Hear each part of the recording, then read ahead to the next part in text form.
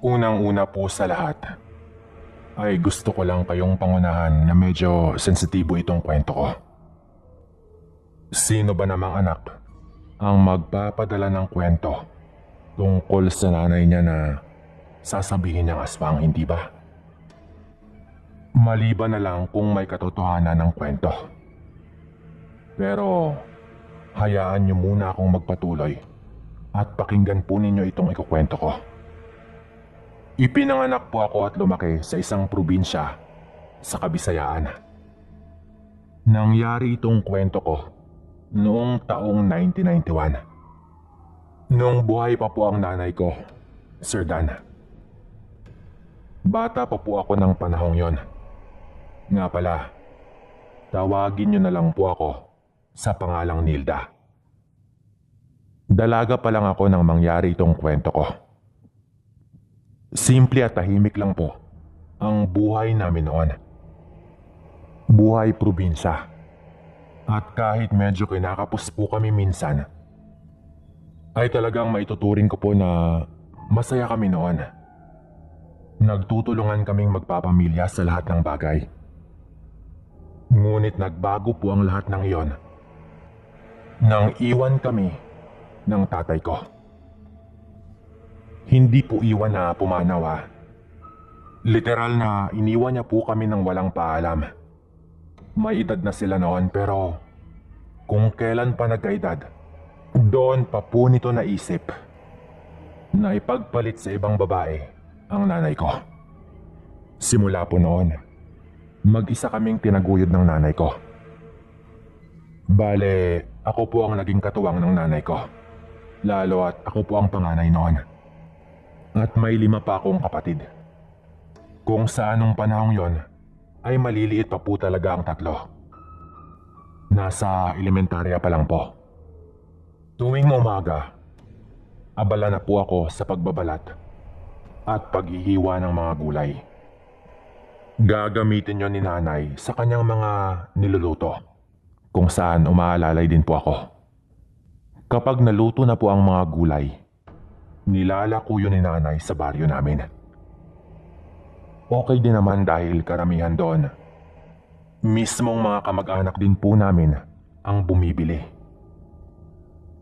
Mababait naman po kasi sila, pero pare-pareho din po kaming kapos sa buhay. At medyo nahihiya din po kaming humingi ng pabor sa kanila. Lalo at mga kapamilya po talaga sila ng tatay ko. Ang nanay ko po kasi ay hindi naman po talaga taga doon. Dahil nga po hirap na po kami sa buhay.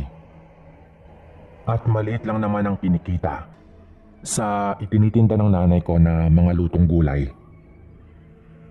Nung may dumating po na lalaki sa buhay ng nanay, ay sumubok naman po itong buksan ulit ang kanyang puso. O siguro, baka naghahanap din ng makakatuwang ang nanay ko sa buhay.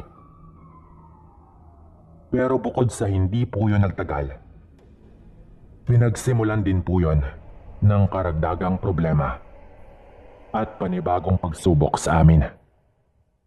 Parang doon po kasi nagsimula ang lahat ng kababalaghan. Simula nang makilala ni nanay ang lalaking yon, na itago po natin sa pangalang Berting, ay meron ng mga pagbabago. Lalo na po nung hindi katagalan, ay iniwan din po siya agad nito. Nakilala niya lang si Tio Berting habang namimili siya ng gulay doon sa palengke. Nagbibenta raw po kasi ito ng karne doon sa palengke. Hindi po talaga kami komportable sa lalaking yon. May mga ginagawa po kasi itong kakaiba. Kapag doon po ito natutulog ng ilang araw sa bahay namin, madalas po itong lumabas ng 10 oras. Minsan pa, naririnig kong kinukulit siya ni nanay kung ano ang nangyari. Habang nilalaban po ni nanay ang duguan nitong damit. Doon na po nagsimula ang kanilang pagtatalo sa tuwing doon ito natutulog. Isang hapon po, May inuwing karne itong si Tio Berting. Meron ding parang atay ng manok sa isa pang supot. Dahil manipis yon kaya kitang-kita. Bit-bit niya po yon sa supot. Pagdating po niya, nakakapagtakang pinipilit po nitong papuntahin kami doon kila Lola. Yung tipong parang itinataboy po nito kami. Medyo iba na rin po ang ugali ng nanay ko noon. Parang sunod-sunuran ito kay Tio Berting. At maging ito, ay parang tinataboy kami nung dumating si Tio. Wala kaming nagawa noon kundi umalis. Umuwi na lang daw kami kapag oras na ng hapunan. Pag uwi namin, daradala ko ang mga kapatid ko. Ang sabi ni nanay, maghanda na kaming maghapunan. Pero ang ipinagtataka ko po noon, isang lata lang ng sardinas ang inilagay niya sa amin na pagkasay na lang po daw namin. Nagtaka po ako noon dahil akala ko yung dalang karne ni Tio Berting ang uulamin namin. O kahit man lang sana yung atay ng manok na meron din nga siyang dala noon. Nakita ko pa nga yung mga supot sa basurahan na wala ng laman. Napaisip po ako noon kung saan yun napunta. Marami po yun eh. Mga lagpas 1 kilong karne. At meron pang atay ng manok pero ni konti, wala na pong natira. Nakapagtataka. Nung sumunod po na araw, umaga pa lang ay iyak na ng iyak si nanay. At sinusumbatan po nito si Tio Berting. Parang nagbalik si nanay sa kanyang sarili noon na parang natauhan na hindi ko po lubos na may paliwanag. Basta sa paraan niya ng pagtitig sa aming magkakapatid, alam kong yun talaga yung normal niya. Hindi tulad ng mga nakaraang araw na parang iba siya kung makatingin. Anong ginawa mo sa akin? Ano? Yun po yung paulit-ulit niyang sinisigaw habang hinahampas-hampas ng kamay si Tio Berting. Wala naman pong masabi si Tio. Pinagtatabuyan po siya ni nanay noon na parang may nangyari na hindi namin alam. Talagang pinapalayas po siya nito. Dahil doon, yung ibang kapitbahay po namin ay lumabas na ng bahay at sinabihan si Tio Berting na umalis na lang kung ayaw niya ng gulo. Umalis po si Tio Berting noon. Pagkaalis po niya, hingi ng tawad sa amin ng nanay ko. Dahil ako yung panganay, ako lang po ang napapaisip noon. Nagtanong po ako sa kanya pero wala naman po itong nasabi kung ano ba talaga ang nangyari. Niyakap lang po kami ni nanay noon, Sir Dan, na parang may nangyari po talagang kakaiba na hindi niya kayang sabihin. Simula po noon, hindi na bumalik si Tio Berting doon sa bahay namin. Kung ano man po ang nangyari, ay nalaman din po namin pagkatapos ng ilang linggo. Mga ilang linggo po ang nakalipas simula nang nangyaring yon. Nagising po ako dahil umiiyak si Bunso. Nandoon siya sa kabilang kwarto, kasama ang nanay ko. Sumisigaw po ang bata. At tinatawag po nito si nanay. Siyempre, nagtaka po ako agad. Dahil bakit niya tinatawag si nanay? Dapat magkatabi sila. Antok na antok man ay bumangon ako at tinignan ko po doon sa kanilang kwarto.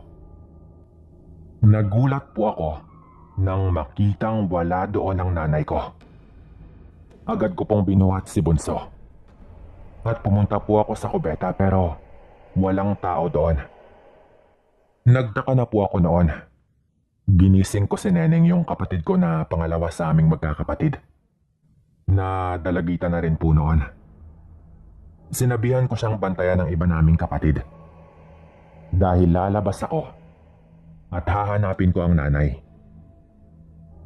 Nagulat po ako noon, Sir Dan. Nung paglabas ko po sa pinto, Biglang may tumalon sa bakod. Papasok doon sa aming bakuran. Agad ko po yung inilawan ng hawak ko na flashlight. Gumagapang po ito kaya napatras ako. Kakaiba po ang itsura ni nanay noon, Sir Dan. Duguan po ito. At pati ang bunganga ay meron ding dugo. Nanlilisik po ang kanyang mga mata na parang hindi niya po ako nakikilala. Pinilit ko pong wag sumigaw noon.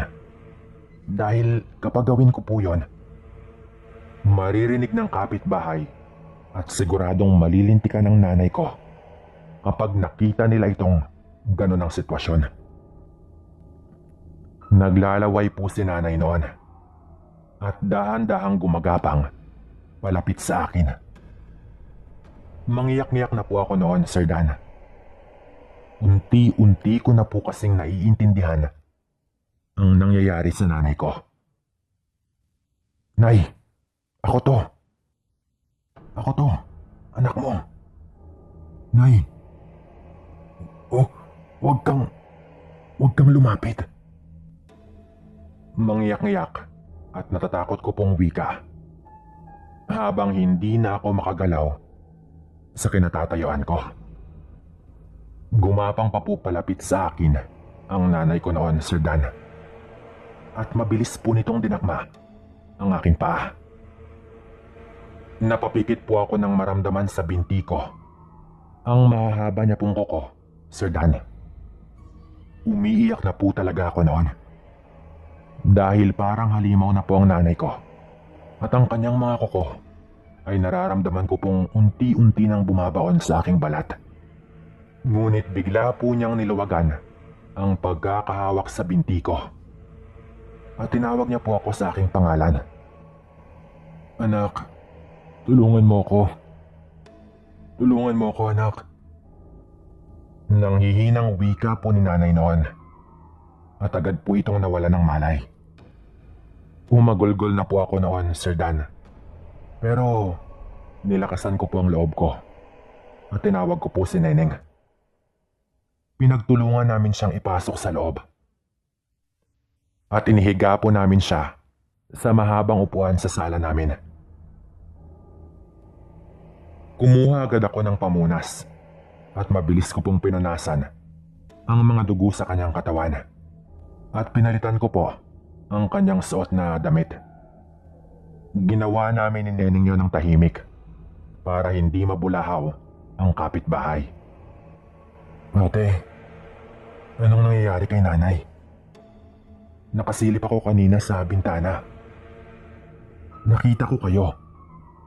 Nakita ko ang itsura ni nanay. Naiiyak po na wika ni Neneng noon. Nanginginig ang mga kamay ko at pati ang aking mga labi na hindi ko po alam noon kung anong sasabihin sa kapatid ko.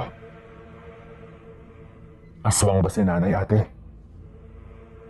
Tanong pa po ng kapatid ko noon. Nangingilid po ang luha sa kanyang mga mata. Hindi ko alam kung anong gagawin.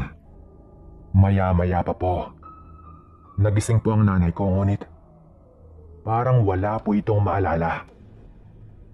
Nagulat siya na iba na ang kanyang suot. Ang baboy, anak. Ang baboy. Anong nangyari sa baboy? Dugo. Maraming dugo. Anong nagawa ko? Paulit-ulit po nitong winiwika habang pinagmamasdan ang kanyang kamay. Na noon ay siyempre nahugasan na namin. Yun lang po daw ang kanyang naaalala, na nilapitan po daw niya ang baboy ng isa naming kababaryo. Pinakalma lang po namin siya at pinatulog. Ngunit kinaumagahan po niyan, kumalat na po ang balita tungkol doon sa baboy. Natagpuan na lang daw na patay na ang baboy. Ang sabi nila ay kinain daw ng aswang. Lamang loob lang daw kasi ang kinuha. At nagkalat pa raw ang iba doon sa labas ng kodal. Napatingin po agad sa akin si nanay noon. Nung may pumunta po doon sa amin na nagtatanong kung may napansin daw ba kami ng gabing yon. Mabilis ko pong itinago ang dugo ang damit na suot-suot ng nanay ko ng gabing yon. Sinabihan po kami ni nanay noon na itali namin siya. Ako at si Neneng ang kanyang sinabihan. Pero ayaw namin gawin yon. Sa totoo lang, hindi po namin kayang gawin yon sa sarili naming nanay. Kaya sinabi na lang po namin sa kanya na gawin niya ang lahat para paglabanan ng kung anumang nararamdaman niya. Siyempre, bata pa po kami noon at hindi rin namin alam ang gagawin. Ilang araw lang po ang nakalipas. Muli na naman pong nangyari yon. Nagising po ako noon at narinig ko pong bumukas ang bintana at parang may tumalon mula doon. Nang tignan ko po sa kwarto nila nanay, bukas na nga ang bintana at wala na siya roon. Nagmadali po akong lumabas para hanapin siya. Sinabi ko kay Neneng na wag siyang matutulog hanggat hindi kami nakakabalik. Siguro may ilan po sa inyo na nag-iisip na irresponsable po kami. Pero bata pa po ako noon at babae pa. Ayaw rin naman po ni nanay na sabihin namin sa mga kamag-anak ng tatay ko. Pagkalabas ko po, nag-isip po ako agad kung sino yung pinakamalapit na may alagang hayop. Yun po yung una kong pinuntahan, Sir Dan. Dahil alam ko pong baka lumabas ang nanay dahil baka inaatake na naman po. Hindi ko po inaasahan ang aking maaabutan pagdating ko po doon sa pinakamalapit na bahay na maraming alagang manok. Kitang-kita po ng mga mata ko, Sir Dan, yung manok po ng kababaryo namin. Dinakma lang po ni nanay sa kulungan. Sabay agad po yung kinain. Mali. Siguro, masyado po akong mabait kung sabihin kong kinain. Agad niya po yung nilantakan. Yung tipong parang hayop po talaga. Nabulabog po ang mga manok noon sa katabing kulungan. At talagang nag-iingay po ang mga ito. Dahil po doon, nakita ko pong may mga ilaw na papalapit doon. Kasi nga po, may mga kababaryo po kaming rumuronda noon kapag gabi. Simula nung natagpuan ang baboy na patay na at wasak na ang tiyan. Sa punto po na iyon, napansin ko po na nagising na rin ang may-ari ng mga manok. Grabe ang kaba ko noon, Sir Dan. Pero nang makita po ni nanay ang mga ilaw na papalapit sa kanya, mabilis din po itong tumakbo sa may palayan. Kaya ang ginawa ko po, nagmadali po akong tumakbo pauwi ng bahay. Pagdating ko po ng bahay namin, nandoon na po ang nanay ko. Hawak-hawak pa rin ang manok at patuloy niya po iyong kinakain. Napakapula na po ng mata ni nanay noon at doon ko na po nakita mismo ang kanyang mga pangil. Dahil inilawan ko po siya mismo sa kanyang mukha. Narinig po yun ni Neneng at agad po siyang lumabas at niyakap po niya ang nanay namin na noon ay wala na po sa kanyang sarili. Hinila ko po siya agad dahil medyo nagwawala po si nanay. Nung parang aatakihin po kami ng aswang naming nanay, dali-dali ko na pong dinampot ang itak sa gilid ng pinto at tinutok ko po yun sa nanay ko. Nung umiiyak na po kami habang tinututok ko po sa kanya ang itak, parang natauhan po ulit ang nanay ko at agad po siyang napalahod sa lupa. Kaya agad rin po namin itong niyakap. Hindi ko po alam kung narinig na kami ng kapitbahay noon. Kaya nagmadali na po akong pinapasok ang nanay ko sa bahay. Simula po noon, kinakadena po namin siya kapag gabi. Siya po mismo ang nagboluntaryong gawin namin yon. Labis pong naglalaway ang nanay kapag nangyayari po yon. Pero Nakapulupot po sa kanyang braso at sa kanyang mga binti ang kadena para hindi po siya masyadong magingay kung inaatake po ito. Binubusalan din po namin ang kanyang bibig para sigurado. Nakakalungkot man po pero kailangan po namin gawin yon. Gabi-gabi po namin ginagawa yon sa kanya. Ipinaliwanag lang po namin yon sa mga kapatid namin.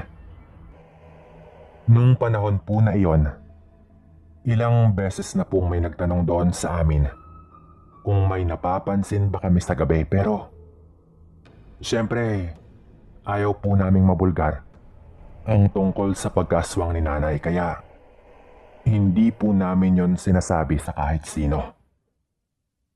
Kapag umaga po ay maayos naman po si nanay. Parang normal lang din na hindi mapaghahalata ang aswang pala ito. Unti-unti niya na rin pong nakokontrol ang pagkauhaw niya sa laman noon. Nagtatanong-tanong na rin po kami noon kung meron bang kakilala ang ilan sa aming kababaryo na magaling na albularyo. Nililinaw ko lang po na ilang araw o linggo lang po ang pagitan ng lahat ng mga nangyayaring ito. Kapag meron pong nagtatanong kung bakit, ang lagi lang po naming sinasabi ay nagkakasakit po ako at tumihilab po lagi ang tiyan. Pero ang totoo, si nanay po talaga ang nais naming ipagamot. Ang sabi po sa amin ni nanay noon, Sir Dan, ay baka malabo na raw siyang magamot dahil ilang hayop na raw ang kanyang nakain. Alam niyo naman po siguro ang tungkol doon na kapag nakakain na raw ng hayop, lalo na ng atay ng hayop, ang isang aswang, ay hindi na raw ito magagamot pa. Bagay na alam ko naman din po noon. Pero ayoko pong isuko ang kalagayan po ni nanay. Nanay ko po yun eh. Kapag naglalako po ng gulay noon, Sir Dan, ay sumasama po ako. Gusto ko lang pong linawin na malinis naman po yung lutong gulay namin. At hindi po yun nilawayan ni nanay o kung ano pa man. Tulad po ng sabi ko, matino naman po ang kanyang kondisyon kapag umaga. At hindi rin po tulad ng una na halos gabi-gabi po siyang inaatake noon. Isang araw habang naglalako po kami ni nanay ng lutong gulay, bigla pong may tumawag sa amin na bibili raw. Kinabahan po ako agad noon nang makita ko po na buntis po yung bibili. Inagaw ko po agad kay nanay ang pakikipag-usap sa bibili. Kasi nga, pareho naman po kaming may bitbit na basket na may lamang panindang ulam na puro lang mga gulay. Adobong kangkong, ginataang gulay, pakbet na may sardinas, at kung ano-ano pa po na lutong gulay. Nung pumipili na po sa basket yung buntis na hali na kababaryo din po naman namin, bigla po siyang napatingin kay nanay. Ate, okay lang po ba kayo? Bakit parang hindi po kayo mapakali? Tanong pa po nito sa nanay ko. Paglingon ko po kay nanay, ay pawis na po ito. Sa puntong yon, Sir Dan. Alam kong may nararamdaman ang nanay ko. Lalo at sumusulyap-sulyap ito sa tiyan ng Ali. Pero kita rin na pilit niya itong pinaglalabanan. At nililihis niya ang tingin. Sabay sinabi niya na mainit lang daw at medyo masakit ang kanyang ulo. Ngumiti naman po yung Ali na kababaryo din po namin. Ganun po ba? Hayaan niyo po at dadamihan ko na ang bibilhin para hanggang mamaya na. Lalo at mahilig naman sa gulay ang pamilya ko. At para makatulong na rin sa inyo. Wika pa po nito sa amin. Pagtalikod po ng Ale, napalunok na lang po ng laway ang nanay ko. Habang nakatingin sa alin na pumasok na sa kanilang bahay. Ang bango-bango, anak. Ganito pala ang pakiramdam. Buti na lang at tirik yung araw nang mangyari ito. Kung hindi, baka mahirapan akong pigilan ang aking sarili. Wika pa po noon ni nanay at agad po niyang tinakpan ang kanyang bibig. Nawaring pinahid niya ang kanyang laway. Grabe po yung kaba ko noon dahil bigla po talagang nataranta ang nanay ko. Na halatang yun pa lang ang unang pagkakataon na nakalapit siya ng ganon sa isang buntis. Habang isa na itong aswang. Paglakad namin paalis, ay nakita kong pinahid din po ni nanay ang luha sa kanyang kaliwang mata. Malapit na po kasi talaga yung tumulo. Alam ko pong nahihirapan na po talaga ang nanay ko. Siyempre, mahirap naman talaga ang kanyang sitwasyon. Anak, maghanap na talaga tayo ng albularyo. Mapapahama kayo kapag nagpatuloy pa ang ganito. Mas nanaisin ko pang mamatay na lang kaysa tuluyang magkaganito.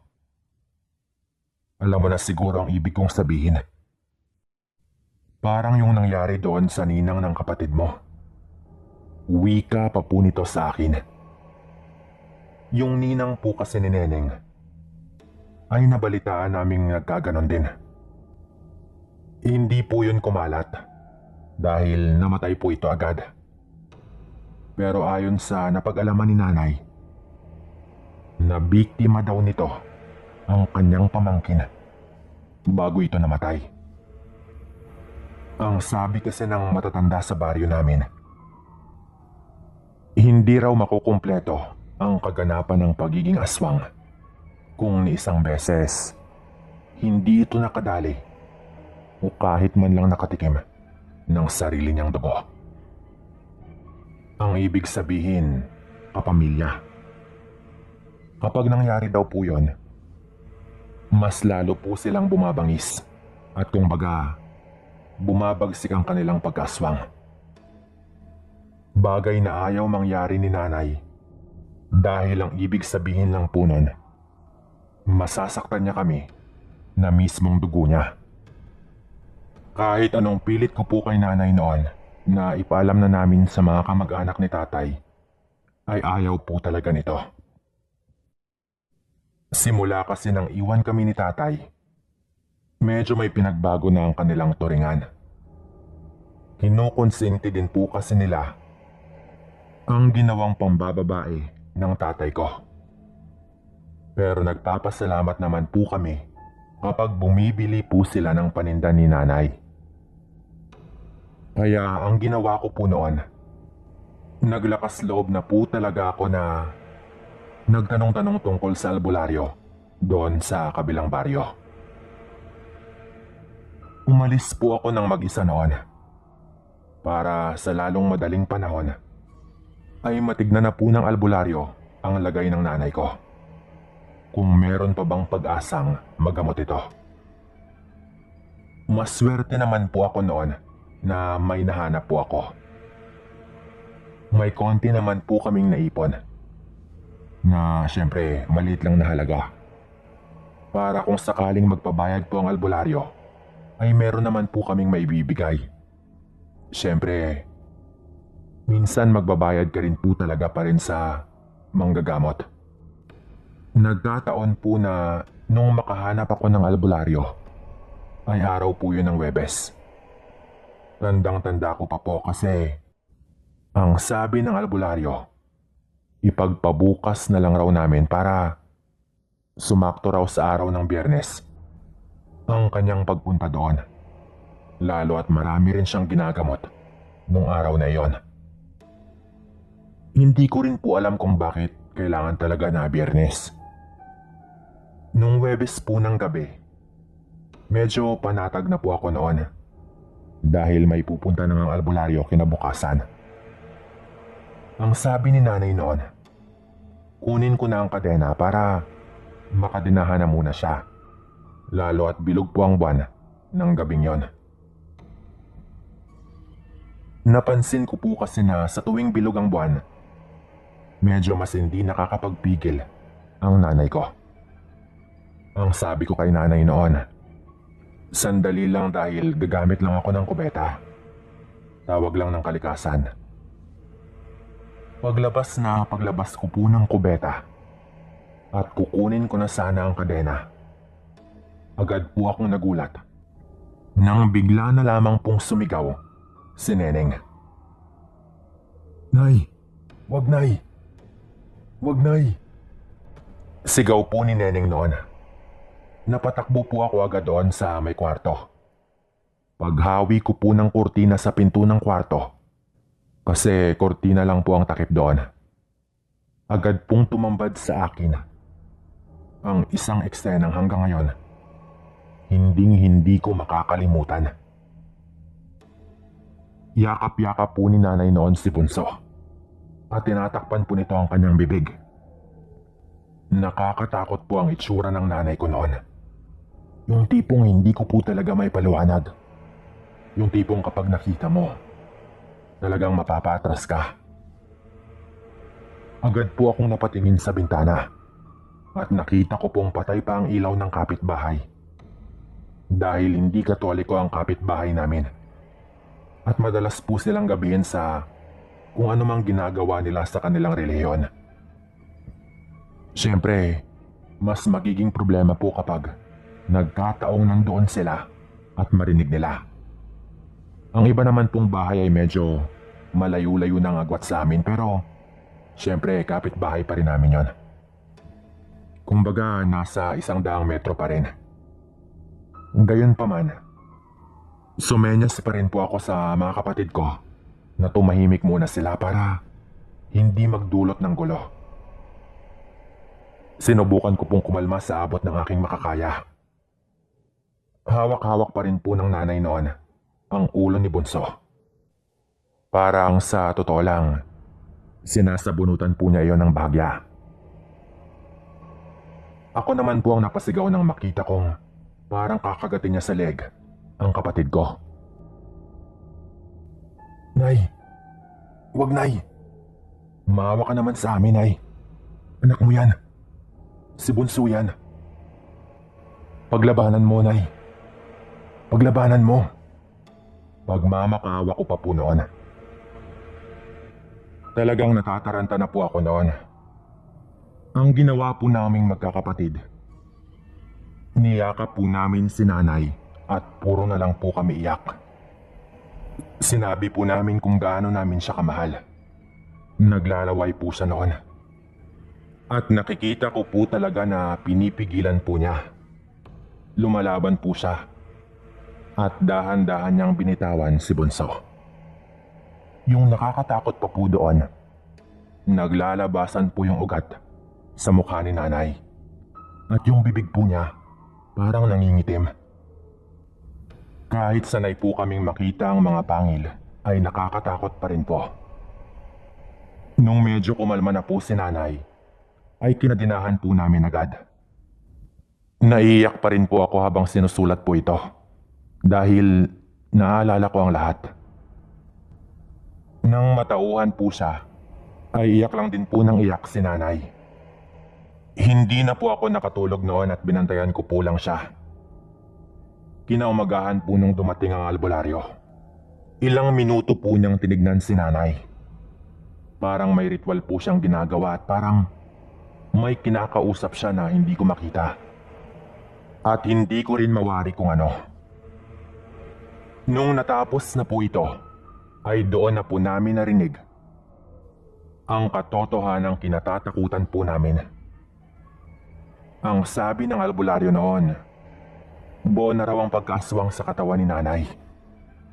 Lalo at ilang beses na po itong nakakain ng hayop.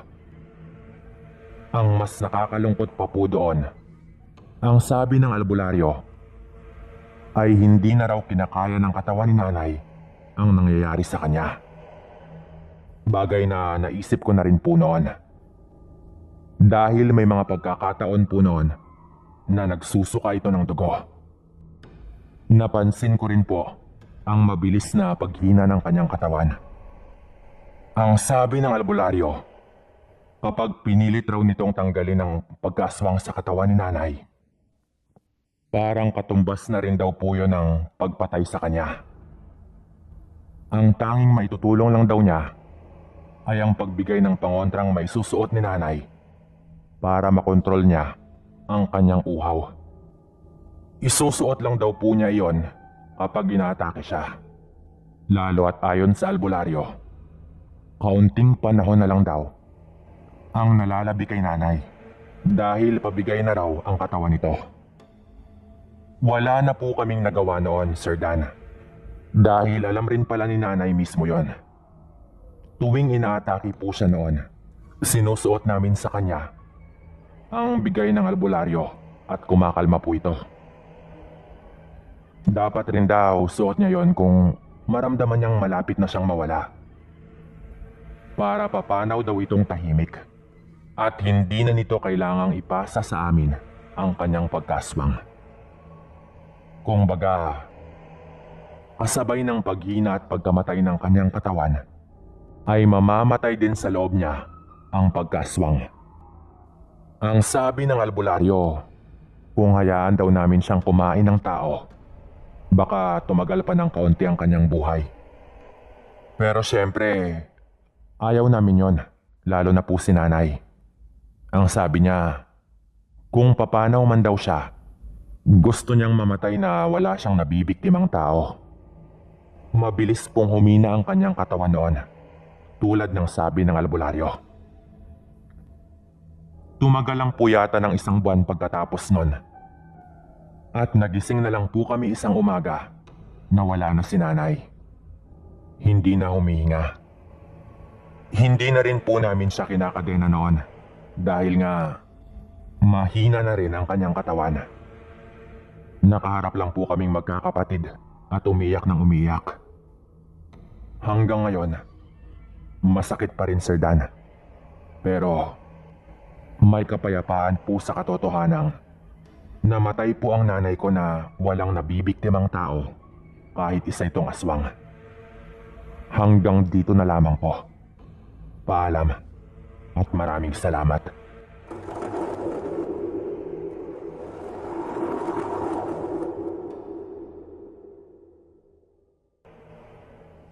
JM nga po pala ng Gimaras. 40 anyos na. May asawa at may 2 anak. Matagal niyo na po akong tagapakinig. Kaya naisip ko na ipadala ang sarili kong karanasan sa Facebook page ninyo. Nangyari po ito noong ako ay 20 anyos pa lamang. Ako po noon ay may nililigawan na isang magandang dalaga sa bayan namin. Galing siyang Maynila. Kaya bukod sa napakaputi nito, makinis rin at talagang maganda. Itago natin siya sa pangalang Michelle. Meron siyang mga kabarkada na nagkataong mga barkada ko rin naman. Kaya ako siya nakita. Pero hindi pa kami talaga nakapag-usap o nagkakilala talaga noon. Kaya nung minsang nagkaroon ng pagkakataon na dinala ako ng barkada ko sa bahay nila dahil binyag ng anak ng ate ni Michelle, hindi na ako nagpaligoy-ligoy pa at dumiskarte ako na makapag-usap kami. Nasa labas siya ng bahay nila noon, nakikipaglaro sa iba niyang mga pamangkin. Nilapitan ko siya at nagpakilala ako. Konting kwentuhan, hanggang sa medyo nagkapalagayan naman kami ng loob agad. Niligawan ko na siya pagkatapos nun. Type ko kasi talaga siya lalo na nung malaman ko na bukod sa maganda, napakabait din ito. Nahulog agad ang loob ko sa kanya noon. Pumayag naman din itong magpaligaw pero ang sabi niya, baka mahirapan daw ako na pasagutin siya. Lalo at wala sa prioridad niya ang magkaroon ng nobyo ng mga panahong yon. Halos araw-araw akong pumupunta sa kanila noon. Ginawa ko talaga ang mga tradisyonal na mga bagay bilang isang manliligaw. Nag-iigib ng tubig at pati pagsibak ng kahoy ay ginawa ko na noon. Mabait ang nanay ni Michelle. Lagi niya akong pinaghahanda ng merienda. Napakasarap ng mga kakanin na inihahanda nito. Hanggang umabot sa punto na doon na rin ako kumakain minsan. Kasabay mismo nila sa hapagkainan. Madalas ay sa hapunan. Masaya po ako noon. Hanggang sa sinira ng isang pangyayari ang lahat. At nagsimula akong magduda. Medyo matanda na ang mga magulang ni Michelle. Menopausal baby daw kasi ito. Yung tipong parang naihabol lang. Bago tumigil ang kakayahang magbuntis ng kanyang ina. Kaya may edad na talaga ang mga magulang niya ng panahong yon. Lalo at mas matanda din si Michelle sa akin ng mga nasa 3 taon. Tuwing linggo, napansin ko na may 2 matanda na dumadating doon tuwing hapon. Sa pagitan ng mga alas 4:30 hanggang mga alas 5:30 ng hapon. Kapag dumarating sila, napapansin ko na parang pinapauwi ako nila Michelle. Yung tipong parang tinataboy nila ako pauwi kapag nandoon ang 2 matanda. Minsan pa, bago ako umalis, nakita ko na parang ako talaga ang kanilang pinag-uusapan. Sa akin sila nakatingin at pasimple nila akong tinuturo gamit ang kanilang mga nguso. Yung tingin nila ay kakaiba talaga. Lalo at una pa lang, kakaiba naman talaga kung makatingin at kung kumilos ang 2 matanda. Nalatang mag-asawa. Hindi ko alam kung kamag-anak ba nila yon o ano. Ayoko rin namang tanungin. Dahil halatang iniiwasan din silang pag-usapan ni Michelle. Baka masamain pa niya kapag nagtanong pa ako. Sa isip ko pa noon, kung bakit nila ako pinapauwi sa tuwing gabi ng araw ng linggo. Sa tingin ko noon ay dahil may nangyayari doon na hindi ko dapat malaman. Bagay na sa tingin ko ay kahit sino hindi pwedeng makakita. Hindi naman din ako tanga para hindi ko maramdaman yon. Nang minsang mag-inuman kami ng barkada kung itago na lang natin sa pangalang Kaloy. Nabanggit ko sa kanya ang lahat ng yon. Ang sabi naman ito sa akin, bakit hindi ko na lang daw alamin upang matapos na? May punto naman siya. Napaisip po ako noon, pero nag-aalangan ako. Dahil syempre, gustong-gusto ko nga si Michelle. At parang kawalan naman ng respeto sa kanya at sa kanyang pamilya kapag ginawa ko ang bagay na yon. Ngunit kailangan kong malaman kung ano ba talaga ang nangyayari doon sa kanilang bahay. Mas naging buo ang loob ko noon nang makita ko sa likod ng bahay nila Michelle ang nagkalat na mga dugo. Meron ding mga balahibo ng hayop at meron ding mga planggana na may mga nakababad na damit. Puro itim na mga damit, pero ang tubig ay nagkukulay pula. Ang maliit na sapa sa likod ng bahay nagbibigay din ng masangsang na amoy. Kaya pala sa tuwing nagtatangka akong pumunta doon banda, pinipigilan ako ni Michelle. Dumating ulit ang araw ng linggo. Tulad ng palaging nangyayari, noong bandang alas 5 na, may dumating na mga matatanda. Opo, hindi lang yung mag-asawa. May isa pang matandang lalaki na nung araw ko lang na yun nakita. Pero base sa mga kilos nila, halatang matagal na rin silang magkakilala. Hindi na ako nagantay noon na pauwiin nila ako dahil alam kong doon din naman pupunta. Nagkunwari na akong uuwi noon, pero naglakad lang ako ng kaunti palabas ng kanilang bakod. Tapos umikot ako sa may bakod nila papunta doon sa likod ng kanilang bahay. Tumigil muna ako sandali sa likod sa may kakahuyan at hinintay ko na dumilim. Sa isip ko noon, kailangan kong malaman na talaga yon bago ako makapagdesisyon kung itutuloy ko pa ba ang panliligaw kay Michelle. Sa totoo lang, parang ayokong ituloy noon. Kinakabahan ako syempre. Pero hindi talaga ako mapapanatag noon hanggat hindi ko nalalaman ang ginagawa nila sa loob. Nung dumilim na, nakita kong nagsara na agad ang lahat ng mga bintana. Lumapit po ako sa likod ng bahay noon. Baka sakaling may marinig akong kung ano na makapagbibigay sa akin ng kahit anong ideya sa mga nangyayari sa loob ng kanilang bahay. Pero kahit katiting na ingay, wala akong marinig. Masyado ring delikado kung subukan kong buksan ang bintana. Dahil yun yung tipo ng bintana na talagang magbibigay ng malakas na langit-ngit kapag binuksan. Hanggang sa bigla na lang pinatay yung ilaw sa may kusina nila. Napatago ako sa sako na may mga lamang kahoy pang gatong na nakasandal sa pader ng kanilang kusina. May narinig kasi ako noon na naglalakad papunta doon. Pero wala namang lumabas. Doon ko na po narinig na merong nag-uusap sa loob. Ang sabi ng boses ng matanda, magsimula na raw sila. Hindi ko alam noon kung anong ibig niyang sabihin doon. Pero talagang may ginagawa na sila doon sa loob. Ang ilaw sa loob ay napalitan ng dilaw na ilaw na parang nanggagaling sa isang gasera.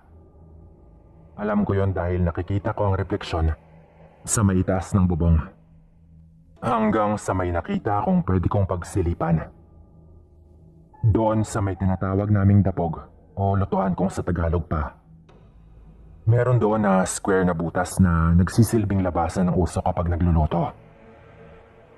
Sa itaas lang mismo yon ng sako ng kahoy na nakasandal sa pader. Agad akong tumungtong doon at dahan-dahang sumilip. Merong mga nakatayo sa harap ng isang mesa. Nakaitim silang lahat. Pero ang talagang pumukaw ng atensyon ko ay yung nakapatong na baboy sa itaas ng mesa. Hindi ako pwedeng magkamali doon. Halatang wala na yung buhay at may sugat sa leeg. Pagkatapos nun, iniwan ng matanda ang tiyan nun na parang wala lang sa kanya. At halos bumaliktad ang sikmura ko nung magkakasunod silang dumukot ng lamang loob doon at agad na nilantakan. Na parang mga hayop na naghahapunan ng mga lamang loob ng baboy na nakapatong mismo sa kanilang mesa. Kitang-kita ko po ang mga pangil nila. Lahat sila. Meron. At mapupula ang kanilang mga mata. Nakita kong 5 lang sila doon. Ang mga magulang ni Michelle at ang 3 matatanda. Wala roon si Michelle. Narinig ko pang tinatawag ng mga magulang ni Michelle na kuya ang isa sa mga matanda. Hindi ko lang alam kung kapatid ba nila yon ng isa sa mga magulang ni Michelle. Kasi kung titignan ng kanilang itsura, parang ang layo na ng agwat ng kanilang mga edad. Mga 20 mahigit siguro ang agwat kung itsura lamang ang pagbabasihan. Mukha kasing nasa mga 90 anyos na ang matanda at halos hindi na rin makakilos ng maayos nung una ko siyang nakita. Pero parang hayop ito kung kumilos na hindi bakas ang katandaan nung nilalantakan nila ang hayop. At bakit nga ba sila nakaitim na lahat? Parang mga miyembro ng kulto ng mga aswang. Hindi ko alam kung may ganun ba. Paki-comment na lang kung may ganun nga ba. Parang nanlaki ang ulo ko at nagtayuan ang lahat ng balahibo ko sa katawan nang marinig kong nabanggit ang pangalan ko. Ang sabi ng isa sa mga matanda, kailan ba daw nila isusunod yung nanliligaw kay Michelle, sabay banggit mismo ng pangalan ko. Parang normal lang sa kanila na kainin ng hilaw ang bawat lamang loob na dinudukot nila mula doon sa katawan ng hayop. Sa sobrang kaba ko noon, kinakapos ako ng hininga na parang hinihingal. Ikaw ba naman na marinig mong binanggit ang pangalan mo? Kulang na lang po noon ay panawan ako ng ulirat. Namuntik na nga mangyari nang makita ko na ang isa sa mga matanda na patingin doon sa butas kung saan ako sumisilip. Nagtama ang mga mata namin. Walang dudang nakita niya ako noon. Kusa nang gumalaw ang katawan ko noon. Tumalon ako doon sa tinutungtungan ko at tumakbo ako ng tumakbo. Sumisigaw pa nga ako sa kaba noon. Nagkataon naman na paglabas ko sa may kalsada, maraming mga tao sa unahan. Kung wala, baka mabilis lang nila akong naabutan. Nung nilingon ko kasi bago ako nakalabas ng kalsada, bukas na ang pinto sa may kusina. May nakatayo doon na parang yung pinakamatanda sa kanila. Tapos agad ring pumasok. Siguro ay ayaw din nilang subukan panghabulin ako dahil nga may mga tao. Ang mga magulang ko lang at si Kaloy ang naniniwala sa akin noon. Ang iba naman ay pinagtatawanan lamang ako. Pero ako na mismo ang nagsasabi sa inyo. Merong mga aswang at meron silang mga grupo. Tawagin nyo man yung kulto o kung ano pa. Simula nun, hindi na ako nagpakita pang muli kay Michelle. At hindi ko na rin siya nakita, pati na ang mga matatanda. Siguro ay bumalik na si Michelle sa Maynila. Pero sa tuwing nakikita ko noon ang kanyang mga magulang, umiiwas ako agad. Buhay pa ang tatay ni Michelle hanggang ngayon. Ang nanay naman niya, hindi ko alam kung nasa Maynila ba o baka patay na rin. Hanggang dito na lang po ito. Pamagatan niyo po itong kulto ng mga aswang. Salamat.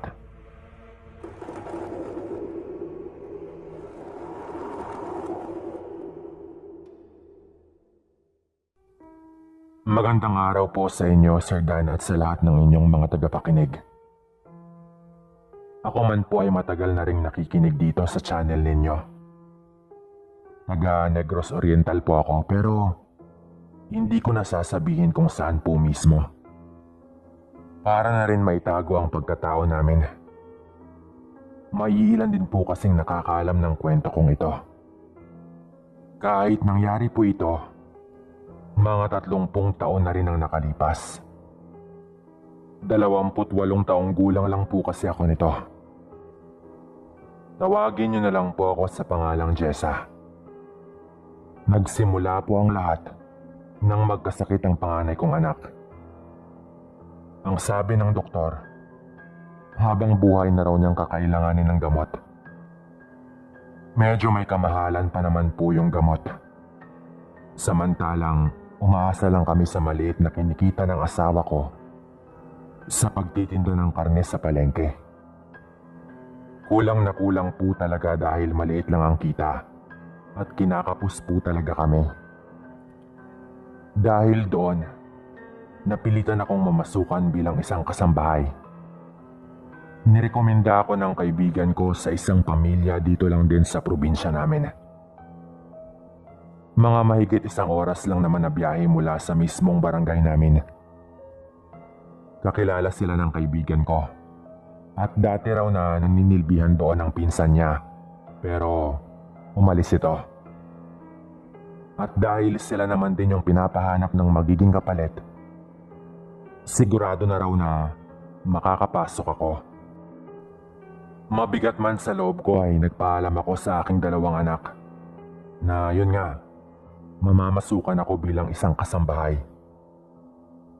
Nung una ay tutol talaga sila. Lalo na yung bunso namin, pero ipinaliwanag ko na lang ng maayos sa kanila. Lalo at napag-usapan na rin naman naming mag-asawa ang tungkol doon. Bali sa umaga hanggang hapon, doon na lang muna ang mga bata sa lola at lolo nila. Dahil nga wala rin ang asawa ko sa bahay sa mga ganong oras. Tandang-tanda ko pa na araw ng linggo nang umalis na ako. Sinamahan ako ng kaibigan ko. Dahil malapit lang din doon ang pinapasukan nito. Nakilala kong si Ate Marilo at Kuya Samuel ang magiging amo ko. May katandaan na rin ang mga ito. Habang ang kaisa-isa naman nilang anak ay nasa ibang bansa nagtatrabaho. Mukha naman po silang mababait. Sinabi lang nila sa akin ang magiging trabaho, ang sweldo at ang ilang mga bilin sa loob ng bahay. Sa unang buwan ko ay maayos naman. Masaya ako na mababait ang mga amo ko. Hanggang sa tumagal ako doon ng mga 2 buwan. Tuwing linggo, umaalis si Ate Marilu para magmadyong kasama ang kanyang mga kumare. Siyempre, medyo may edad na rin kaya yun lang ang libangan nito. At madalas naman ganun talaga ang may kaya. Habang si Kuya Samuel naman, may iwan lang lagi sa bahay. Ako naman ay tuwing linggo na mamalengke. Madalas pagkatapos ko magtanghalian ko ginagawa yon. Isang linggo ng tanghali, medyo natagalan ako sa pag-alis dahil medyo masakit ang aking tiyan. Na medyo nakakaramdam din ako ng pagkahilo. Kaya agad po akong naligo ng oras na yon. Nakatapis na ako ng tuwalya habang nagtututbrush sa may lababo. Nang biglang may humawak sa akin tiyan mula sa likod. Siyempre, agad akong napalingon at si Kuya Samuel pala yon. Nakangisi lang ito sa akin. Akala ko nung una, may balak itong pagsamantalahan ako. Pero nakatutok lang ang tingin ito sa aking tiyan na hindi ko alam kung bakit. Ilang buwan na ba ito, Jessa? Nakangisi pa nitong tanong. Siyempre, ako naman ay napahawak lang sa aking tiyan at nagmadaling pumasok sa kwarto. Sa puntong yon, hindi ko talaga alam pa. Madalas naman kasing nade-delay ang buwan ng dalaw ko. At anemic ako kaya normal na lang din sa akin ang mahilo. Hindi ko talaga alam pa na may dinadala pala ako sa aking tiyan. Pero sa isip ko noon, talagang posible nga at baka nasa 2 buwan na rin. Kinakabahan po ako noon, Sir Dan. Paano namang nalaman ni Kuya Samuel? At bukod pa roon, talagang kakaiba ang tingin nito sa akin tiyan lagi. Yung tipong parang tumatagos ang paningin nito. Na nakikita niya ang nasa loob ng aking sinapupunan. Kaya pala nung nakaraang linggo bago yon, sinabihan niya akong wag magsuot ng kulay itim. Hindi ko alam kung anong ibig niyang sabihin. Pero naalala ko ang sabi sa akin ng nanay ko. Na kapag itim raw ang suot ng isang buntis, hindi raw tatagos ang paningin ng mga aswang rito. Lalo na raw kapag gabi sa oras ng pagtulog. Wala naman siyang dahilan para sitahin ako tungkol doon. Kung wala siyang ibang ibig sabihin. Habang namamalengke ako noon, medyo lutang ang aking isip. Bukod sa iniisip ko kung paano na lang akong buntis nga ako, lalo at mahirap ang buhay, gumulo lalo ang utak ko dahil doon sa mga sinabi ni Kuya Samuel. Pero sinubukan kong iwaksi muna ang lahat ng iyon sa aking isipan. Kailangan kong kumayod para sa panganay kong may sakit. Lumipas ang ilang araw at napansin kong kakaiba talaga kung makatingin sa akin si Kuya Samuel. At mas lalo ko ring nakukumpirma na nagdadalang tao nga ako. Naghihiwa ako ng mga gulay noon habang hinihiwa naman ni Ate Marilu ang karne. Nag-uusap kaming 3 sa may mesa. Habang nakaupo lang at nanonood si Kuya Samuel. Doon ko na napansin na parang may kung ano sa dulo ng kanyang dila. Parang maliit na laman na kulay puti. Naalala ko ang sabi sa akin ng lolo ko noon. Na meron daw mga aswang na may maliit na laman sa may dulo ng kanilang dila. Kung saan mapapansin mo raw talaga ito. Dahil madalas nilang inunguya-nguya yung nasa may dulo ng kanilang dila. Maliit lang yon pero wala talagang ganon ang dila ng normal na tao. Hindi naman rin daw lahat ng aswang ay ganoon. Siguro ay hindi pa ninyo naririnig ito. Pero sa lugar namin, ang mga matatanda doon ay naniniwala sa mga ganoong bagay. Dahil marami na raw na mga pinaghihinalaang mga aswang ang napapansin nila na may ganoon sa dulo ng dila. Kaya madalas din na yung mga pinaghihinalaang aswang, mapapansin mong parang laging may nginunguya-nguya. Hindi ko kayo pinipilit na maniwala doon . Pero hindi lang naman din yon ang napansin ko kay Kuya Samuel. Minsan ay nakikita ko rin itong lumalabas ng gabi. Hindi ko naman alam kung saan ito nagpupunta. Lalo at alanganin na rin talaga ang oras ng labas nito. Parang wala naman ding alam si Ate Marilu. Siguro ay iniintay nitong makatulog ang kanyang asawa.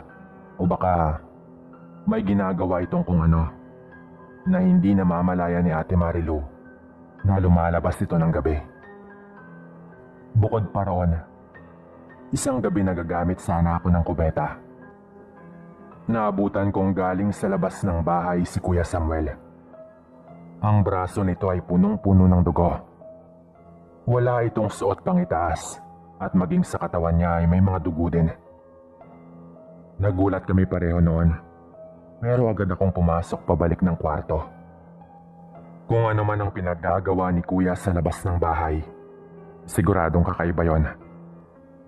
Siya marahil ang salarin sa mga nakikitang patay na hayop malapit lang sa kanila ng mga nakaraang araw. Nalilito na ako noon kung ano bang gulo ang pinasok ko. Pero lagi akong bumabalik sa kung ano ang dahilan kung bakit sumubok akong maging isang kasambahay. Walang iba kundi para sa aking anak. Hanggang sa nangyari ang hindi ko inaasahan na dahilan para tuluyan na akong makapagdesisyong umalis. Ang lakas ng ulan ng gabing yon, kaya maaga akong dinalaw ng antok, lalo at malamig. Nasa kalagitnaan ako ng aking pagtulog nang makaramdam ako ng parang mabigat. Hindi ko alam kung nananaginip ba ako noon. Pero talagang mabigat na hindi ako makahinga. Ang sabi ko noon sa aking sarili, baka nananaginip lang ako. Pero lalong dumiin at nakaramdam din ako na may nakadiin sa aking tiyan. Doon na ako tuluyang natauhan. Pagdilat ko ay may nakadaga na sa akin. Medyo madilim sa kwarto. Pero pamilyar na lalaki ang naaaninag ko.